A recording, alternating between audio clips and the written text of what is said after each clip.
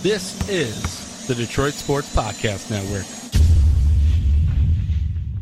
Doc, as you know, we have partnered up with the Detroit Sports Commission. And guess what, guys? Since 2001, the Detroit Sports Commission has applied its expert touch to marketing and to selling in the Metro Detroit area as a marquee destination for regional, national, and even international amateur sporting events. And through the Detroit Sports Commission's help, these events have attracted thousands of visitors and pumped millions of dollars into our local economy. It is why Detroit is now not only the place where champions are made, but also the place where championships are played. So, to find out more about the Detroit Sports Commission and all of the events they're bringing to our region, follow the DSC on Twitter and on Instagram at DET Sports, and check out their website, DetroitSports.org.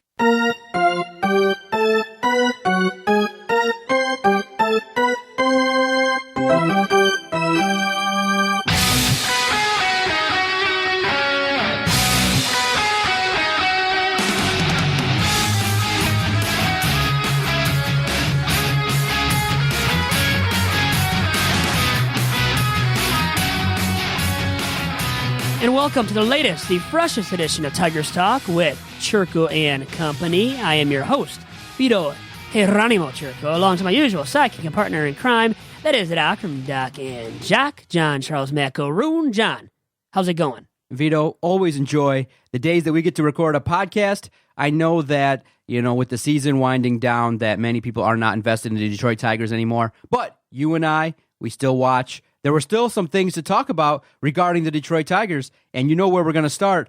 Sunday's performance by Matthew Boyd was outstanding, and it was a situation where, the Tigers at that point were losing in the series to the White Sox 2-1, and people were invested. They were watching Matthew Boyd because as the game progressed, it started to build, and people were tweeting out, Matthew Boyd is doing some things.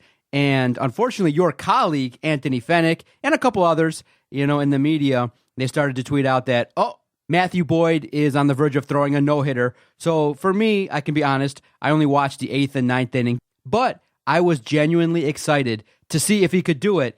And to have him blow it with 2 outs in the 9th, oh no, what a big letdown.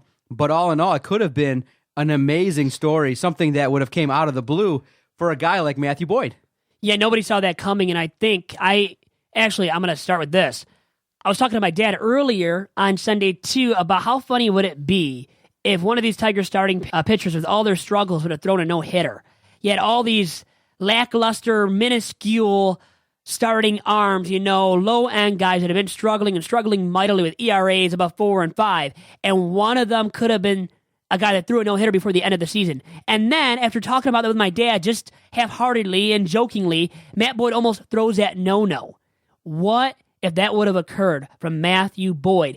Nobody would have seen it coming, and still a great performance. I don't care if he pitched against the White Sox or not, a team that's not the greatest either as well, right towards the bottom of the AL Central with the Tigers, one of the worst teams in all of baseball for the entirety of the season, but still, you know what? He had to get out Avisel Garcia, Jose Abreu, some big bats to those White Sox. So still mightily impressive from Matthew Boyd, who I know didn't have issues with locating his pitches in terms of walking batters, avoided that from becoming a problem as well, only allowing the one hit as well to Tim Anderson. And I know there was a controversy in the postgame with the media as they approached Brad Ausmus about Nick Castellanos and whether or not he should have been pulled and what Ausmus' thinking was there, keeping Castellanos out there. But in a big-time blowout, the Tigers had in their favor going into the 9th. So making a defensive replacement in the 9th inning when you're up, 12-0? They won 12-0 on Sunday. Probably wasn't necessary, but the media still approached him about that very question, whether or not Nick Castellanos should have been pulled for somebody who's more well-off defensively. Do you think it was Bush League of the White Sox to use, pinch hitters in the 9th inning to try and break up the no-hitter? Because people did talk about it and said, look, that's a little bit Bush League. I mean, you're losing 12-0. Why are you going to go out there and use a pinch hitter? I didn't have too much of a problem with it because of the fact, look, it's still a 9-inning game. Matthew Boyd still has to go out there and get guys out. And look, you manage until the final out. So I know people were kind of wondering, like, look, why would they do it? It's kind of stupid in a game where it doesn't mean anything. But at the same time, you still manage the entire game. So do you believe that Brad Ausmus did not manage to try and get the no-hitter? Because if you were, I mean, the argument is that Nick Castellanos is not your everyday right fielder that's going to be awesome, that's going to do the great things, that's going to make unbelievable catches. And sometimes it takes a little bit of luck to get a no-hitter. And if you look at, advanced metrics and advanced graphs, I don't know, did you see the graph where they showed the route that he took to the baseball? And he probably took the longest route because somebody noted that the fastest point to get somewhere is a straight line. And he took a route that was nowhere near a straight line, that is Nick Castellanos. And so do you blame Brad Ausmus at all for not substituting Nick Castellanos to try, and really go for the no-hitter? Because, I think maybe, and Brad Ausmus disputed it, and he tried vehemently to dispute it. He said that nobody in the outfield would have gotten that baseball. Maybe somebody who gets, the right footing, that, somebody that takes off properly and goes for, a straight beeline to the ball might have had a chance at that baseball. But, I can understand also his frustration, being that the media asked him that question first. Out of all the questions, right? The most negative approach to take with Brad Ausmus, who's heard so many negative questions all year long, and rightfully so most often.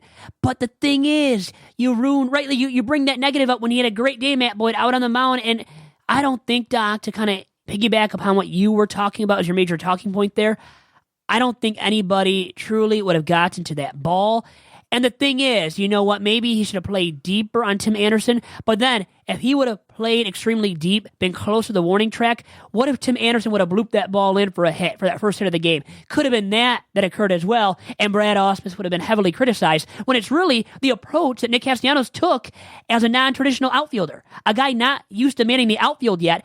His approach to the ball, his route that he took, as you said, Doc, wasn't the greatest route to take, but he is not used to playing right field that much yet. So give him the benefit of the doubt. And I don't think Matthew Boyd took it as a slight after the game and went after Castellanos and got irate and just berated him.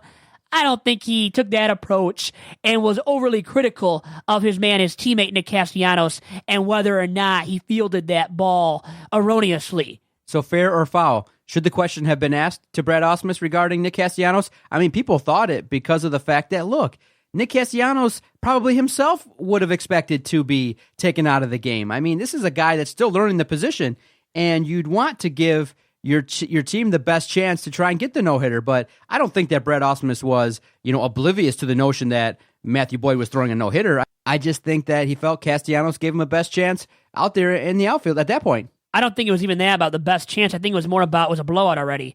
And it's a game that matters because Matt Boyd is throwing a no-hitter. So he wasn't oblivious to that.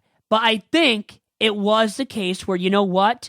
You're up 12-0. You ended up winning 12-0. The game was not in doubt whatsoever for a long time and going into the ninth. So why take out Nick Castellanos for a defensive replacement at that point in time when the game's far out of reach? That's what I think the mentality of Brad Ausmus was going into the ninth inning. And I don't think you can fault him for that.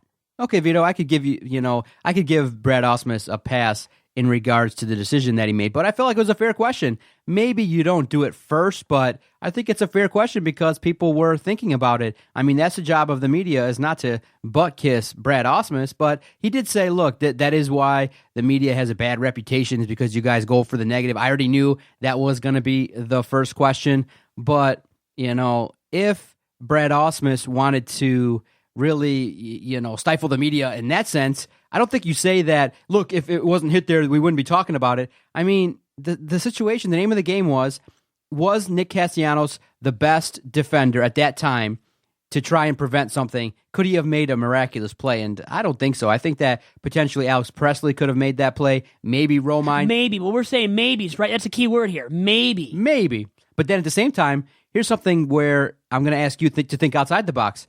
Tim Anderson gets the count to 2-0, right? Statistically speaking, what's the count that most hitters look for? A 2-0 count. That's a hitter's count, right?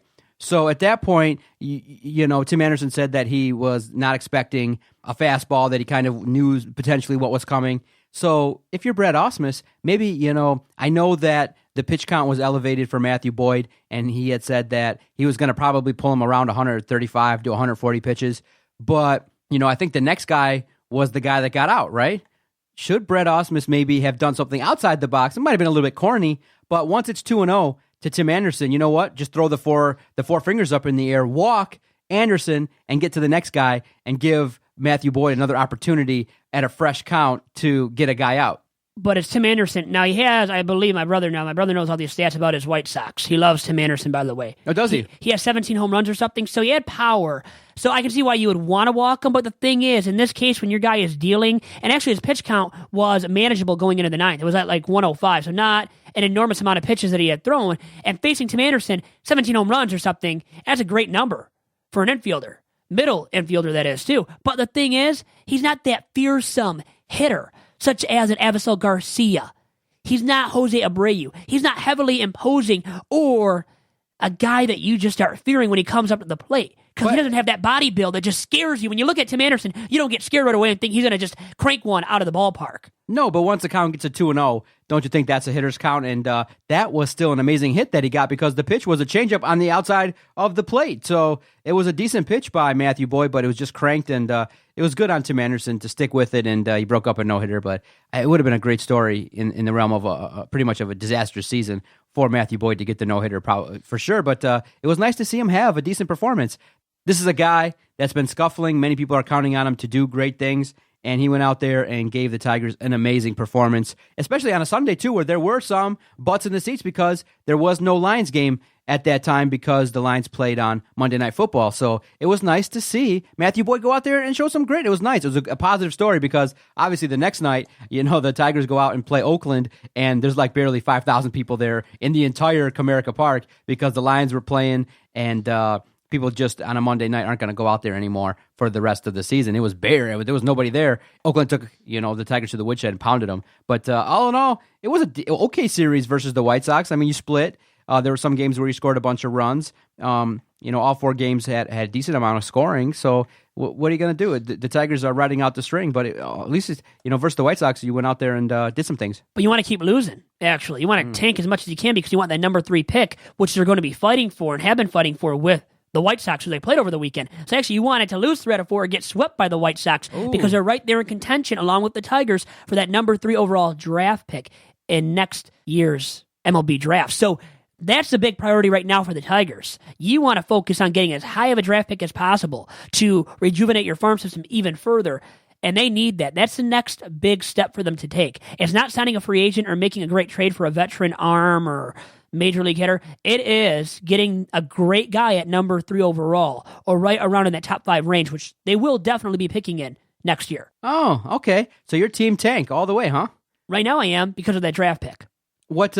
Who are some of the prospects that potentially people are looking at? Are there arms, power bats, anything like that? Why is a top 5 pick coveted at this point in time for you? Well, supposedly from what I know, and I'm not any Major League Baseball draft expert, actually it'd be good to have Dominic in here right now, which he should be. But anyways, you know what? I just know it's a really good top 5. So top of the draft where you have some arms and some hitters at least. And the Tigers really need to take what though, Doc? This is an easy one, right? They need to take infielder? Yeah, or a position player. Outfielder, let's say. So they need a position player. So for me, I know there's maybe some great arms at the top of the draft available to take next year, but I think you focus your energy and your efforts on taking a position player that can significantly upgrade your lineup in 3 to 4 years from now, let's say. By 2021. That would be the aim for me if I'm the head honcho, if I'm Al Avila and part of his scouting department, scouting staff in that Tigers front office. I'm looking for an upgrade among position players big time at number 3, number 4, and number 5, wherever they may pick in the top 5, which right now is slotted to be number 3 through 5, from what I know. Okay, so scouring the landscape, did you see that Justin Verlander had another solid performance? Yes. 3-0 with the Houston Astros. They clinch the division for the first time in, I think, 10 years or more, and things are going well. A lot of people out of Houston, the fans, the media, the team itself is saying, look, we got our swagger back with Justin Verlander, but a couple people made some comments that, look, do you think that potentially, and I know it's hard, do you have any negative thoughts about Justin Verlander in terms of maybe once the season got out of hand that, just naturally his performance dipped because he's looked nothing short of spectacular, unhittable, in his performances with the Astros, but people will say, around the water cooler or when they discuss it, they'll say, look, when you're in a situation where you're on a losing ball club, there's not a lot of excitement, there's nothing really to play for, you're still a professional, you're still obligated to do the job, but you still have that dip. And so that's why some of the athletes on the Tigers now are just kind of potentially going through the motions and trying to get to the end of the season. But once you get to a division race and you get this new life, Justin Verlander now goes over to Houston, and he looks like he's damn near Nolan Ryan, getting guys out. It's unhittable, great curveball, great fastball, and he's 3-0 with the Houston Astros, and they won the division. It was a good scene to see, him celebrate with the fans and the like. But do you have any negative thoughts about him and his performance? I mean, his last 10 starts were pretty decent. I mean, 8 of them were high quality, but some people are asking, look, we didn't get that Justin Verlander, the one we saw the last 3 starts for Houston, anytime this year in Detroit. Second half of the year, he turned it on his last 10 outings or so with the Tigers, so he didn't turn it on quick enough to salvage the Tigers' season in the first half of the season when they still had a competitive shot at making the playoffs, at least as a wild card. And that's what they were aiming for, right? To start off the season. It was best case scenario, they would make the American League wild card, take one of those 2 wild card spots, and make the playoffs that route. And Verlander wasn't nearly good enough, dominant, or sharp enough in the first half to get it done every 5th day for the Tigers to allow them truly to be in position to take one of those 2 wildcard spots in the American League. So you have to fault him a little bit, but up until the time in which he was traded to the Astros, he had a string of, 7 to 10 straight outings in which he was nearly dominant and must see Justin Verlander once again. A guy who found his no-hit stuff once again and has showcased that big time with the Astros in 3 outings, an ERA below 1 and an FIP below 2.5, and now he has lowered his earned run average for the season to 3.5 in 31 outings pitched. 28 with the Tigers, 3 once again with the Houston Astros. So can you really fault him for the Tigers' lackluster and losing ways big time this season? No, not entirely, but I would say slightly because of his lackluster performances on a pretty consistent basis in the first half of the season when he was a member of the Detroit Tigers. Okay, so the question I think all the listeners want to know is, when you saw the highlights of Justin Verlander celebrating with his team, did you cry?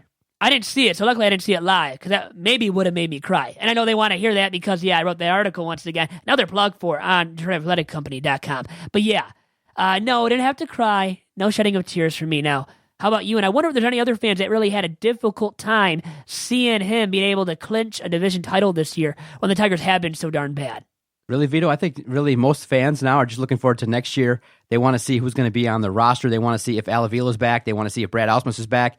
And the topic that we're going to get into after this quick commercial break is a topic that I think is going to get potentially a lot of talk and play in the next couple weeks. Manager Brad Ausmus addressed some questions regarding Miguel Cabrera and his back, because after Saturday night's game, back stiffness was unavailable Sunday, and this has been a recurring problem for Miguel Cabrera. And he addressed some questions regarding sitting Miguel Cabrera for the rest of the year.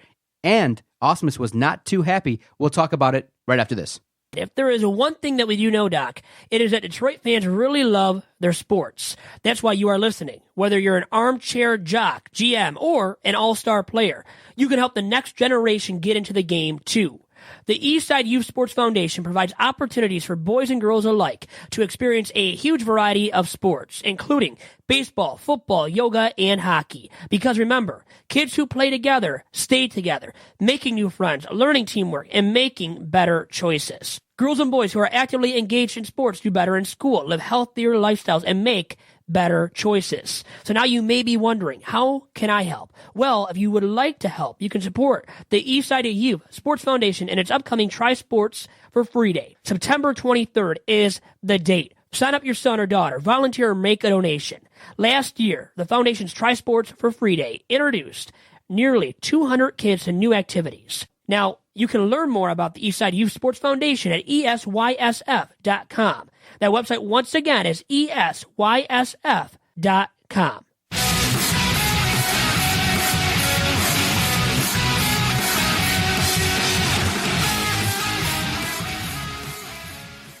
And back here on Tigers Talk with Chirco and company, Miguel Cabrera, nagging injuries all season long, back issues, stiffness in the back big time all season long. And we've chronicled it, I think, pretty well here on Tigers Talk. Everybody else and their mother has, right, that has covered the Tigers this season so far. Doc. And now there is the issue once again with it and the concern level regarding this for the rest of his career, really, in my opinion. And then for the rest of the season right now, the most notable thing right now to take into account is what to do with him the rest of the season and whether or not to shut him down. Manager Brett Ausmus, he can relate to Miguel Cabrera because for the final 10 years of his career, he dealt with similar back problems. And so he was asked on Sunday, point blank, he was asked, why don't you guys just shut Miguel Cabrera down for the rest of the year? And his quote was, what is it with people who think you should just sit guys at the end of the year if you are out of contention? These guys are paid to do a job. I just don't get that.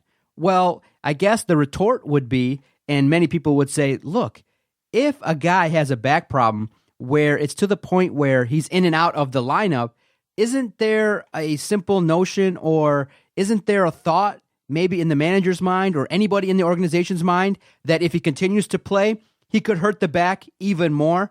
So we understand that Miguel Cabrera is paid handsomely to do a job, but he's paid handsomely to do a job when he's healthy. And so the retort should have been, Miguel Cabrera should be sat down because if he continues to play, he could further injure himself. Maybe there's a stretch play where Candelario throws the ball errantly to first base and he stretches and he hurts himself even further. So the notion is, and the reason why I think he should be sat down is, what's there to gain? He's going to, pad his stats. Is he going to, continue to get reps? What's the point of having Miguel Cabrera play the last 15 games when the risk far outweighs the reward, in my opinion? So I feel like Brett Ausmus is kind of burying his head in the sand and wondering, why would you ask that question? Why should Miguel Cabrera not be in the lineup every single day? Well, yes, we understand that this season is going to be a disastrous season where you probably are going to finish in the neighborhood of 67 to 69 wins. But, Vito, the fear is that he goes out there and he does something that could, further cause problems into next year. So that's the reason why people ask that question, is they want to conserve a guy who we need if this is going to be a rebuild, because by all accounts, I don't think the Tigers are going to be moving that contract anytime soon when he's owed over $180 million. And you got a guy that's going to be the attraction, the guy that we need to produce. When he doesn't produce, the Tigers don't play well. So I'm kind of surprised at Brett Ausmus' reaction. Shut Miguel Cabrera down and let's get to next year because the season's over, in my opinion. They should have shut him down probably a long time ago, honestly, because of nagging issues. I keep using that adjective, right, to describe his issues with his injuries. But they have been nagging. They have been bothering him, that means, for a long, long time this season and throughout his major league career. He has gotten the best of the injury bug in the past, so in terms of performing despite injuries that have bothered him. Now, this season, everything has caught up to him. He has no spring chicken anymore, and that is worrisome when he has all that money owed to him until 2023. It could become an albatross of a contract for him in Motown, definitely. Vito, Brett Ausmus used a word that's going to scare a lot of people, and it's probably starting to scare me now as I read it. Brett Ausmus used the word chronic. Yeah, this is a chronic I think issue. It is. Yeah, it is that for him. And so here's more of Brett Ausmus. He says, how is shutting him down going to help him? He's about to get 4 months off anyway. He needs 4 months and 2 weeks off? Come on, baseball players are paid to play baseball. If they are physically able to play, they play.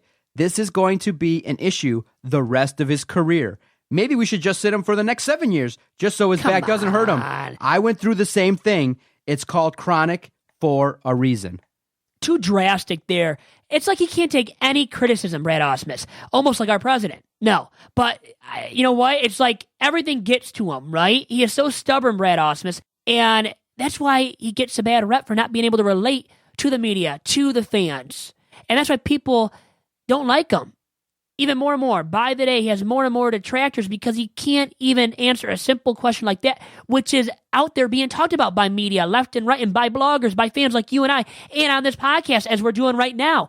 Why can't he just deal with the question and answer it rather than answer it like he did, where almost, he couldn't, he showed that he couldn't deal with the question. It's a bad look for Brett Ausmus. He didn't have to be that drastic in saying, why not rest him for 7 years? And I know we don't want to break down every single word that he said there and make too much out of it. But I think this is a chronic issue the Tigers have had with Brad Ausmus over the years, since he took over as Tiger skipper. It is, he doesn't deal with the criticism in these media questions very well, and on a pretty darn consistent basis too, Doc. So you're thinking that potentially he should be shut down. He should not be in No, the I think lineup. so. I think this should have been done a long time ago. Yeah. If we put ourselves in Brad Ausmus' shoes, what's the positives? What is he trying to do other than saying that, hey, I got a guy that we're paying, we got to put him out there? Is it one of those things where Brad Ausmus evaluates the situation and he just says, if I got a guy that's healthy, I got to play him. I'm not going to worry about the future. It's just he's there, he's healthy, he's getting paid a boatload of money, so I got to use him? It's a power stroke. I think showcasing his ego and once again that he can't take too much criticism and him trying to say, I think, as what you just did, Doc, that he has to play because he's being paid so many millions of dollars and that he's our starting first baseman. So why are we going to arrest him if he is good enough to go and will be dealing with these issues, these chronic back issues the rest of his career and will still be playing through them? So I think he's saying, even though the season's way, way over, that, in the future, even when they're playing winning ball, if they are playing winning baseball, he has to be out there. And he is going to be out there despite some chronic issues when it comes to his back. See, Vito, I think it's being handled incorrectly, and it's just really I think so, too. It's really unfortunate. I think it could be a detriment. Do you feel like any concern because of this chronic nature of his injury? I mean, this could be a really bad thing if a chronic back is going to keep him out because, you're looking at a guy that you need him in the lineup. And if he can't go, 120 games, 130 games, does that mean he's going to be rested more? And so it's a bad situation, one where we might regret it, not trading him in his prime or trading him once they recognize that maybe this era was ended. So this could be another big, huge problem if this back. Did you read that he's going to start training in October? He's going to try to, incorporate more flexibility to do some things because his numbers across the board this year were disastrous. So when you have a season and your numbers are really down, you got to take some drastic measures. You think a change in routine starting earlier will help him, maybe not playing in the World Baseball Classic, anything like that at all? Yeah, I think not playing in the WBC, there's no World Baseball Classic coming up. So, yeah, with that being said, also I think another factor that really weighed on him big time mentally were the problems back home in his native Venezuela. I've brought that up before. Others have brought that up. So I think the injury he suffered from while playing in the World Baseball Classic, when all the stiffness in the back started for him, along with the problems back home in his native Venezuela, I think the mental and physical toll of those two factors have gotten the best of him this season and have defeated him at the plate. And it's why we've seen chronic, consistent struggles from him at the plate all year long, and why his WAR right now, as we talk on this Tuesday, Doc, is negative 0.7. Not at all cutting the mustard. Something I want to get to. Did you see the new schedule that was released for 2018? March 29th is going to be opening day at Comerica Park. When I saw that, I said, there's almost a 50% chance that game is potentially snowed out. It's going to be freezing. And if the team looks like a bunch of AAA players and a bunch of youthful players, my goodness, there may be tickets available for opening day. March 29th, baseball, that just strikes me as being ridiculous, but they kind of made some efforts to give the players more days off.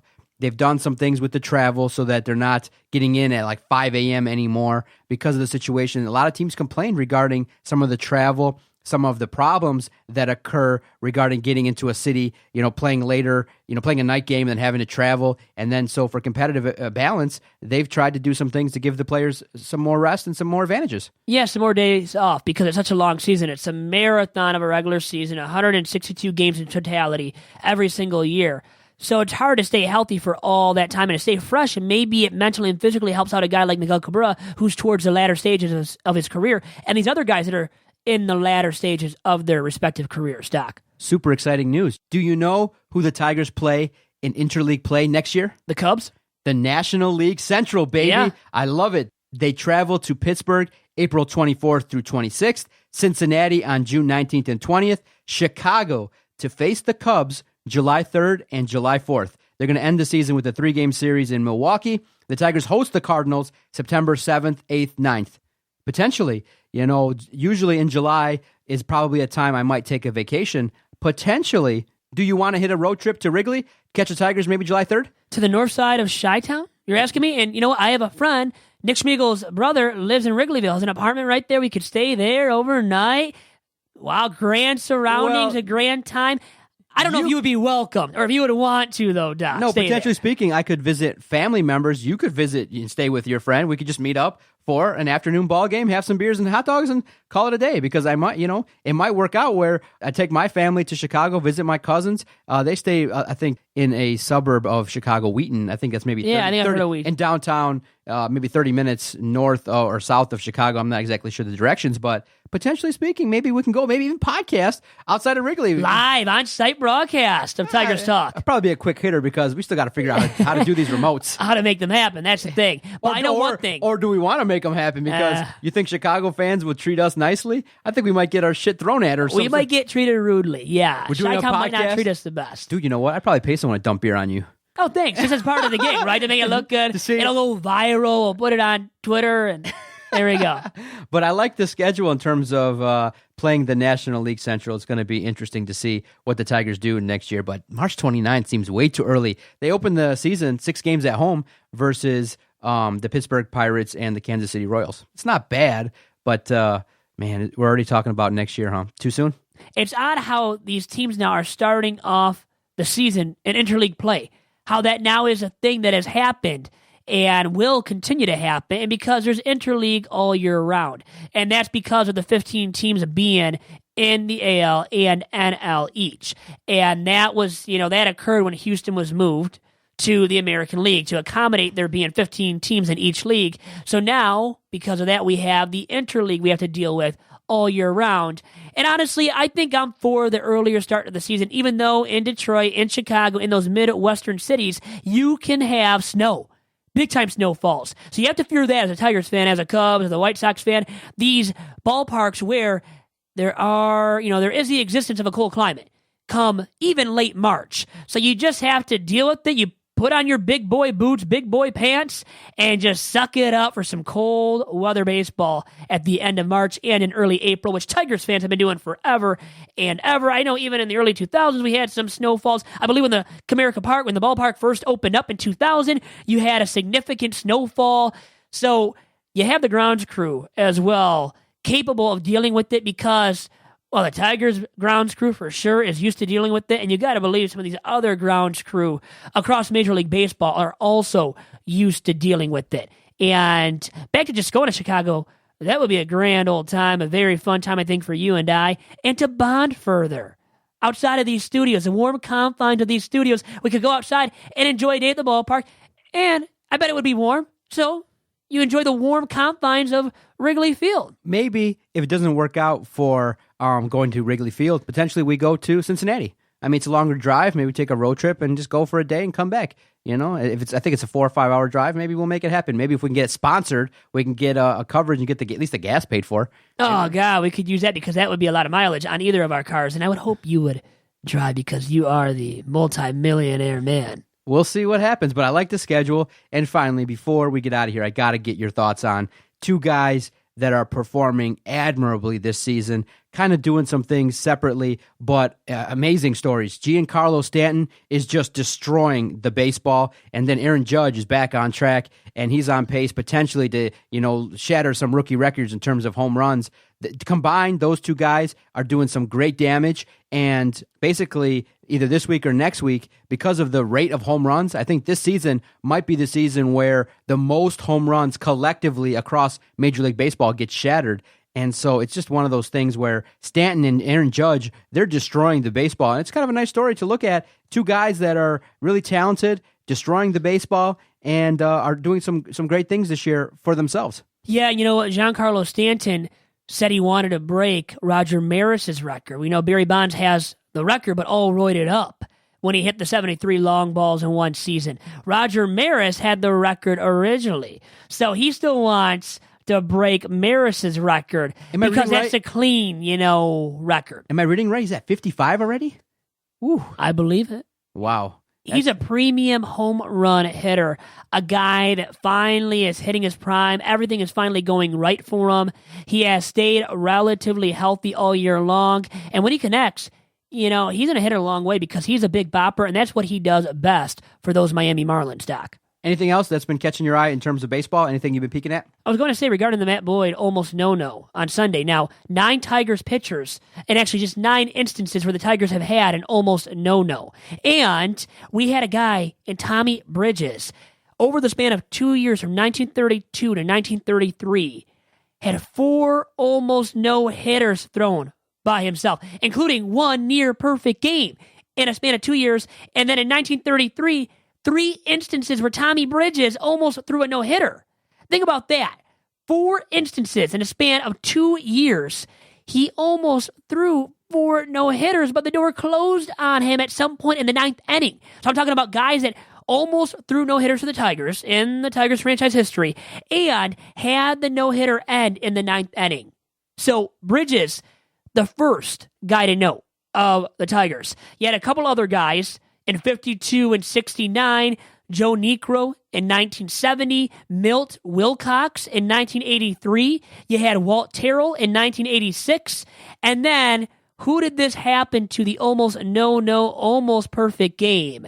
After Walt Terrell did it, almost had his no-no thrown in 1986, we had a notable dude, and, well, he gained all the acclaim and fame from this near-perfect game he threw that was broken up by a certain call at first base not in his favor. And this came in 2010. Armando Galarraga, the almost complete game, the almost perfect game.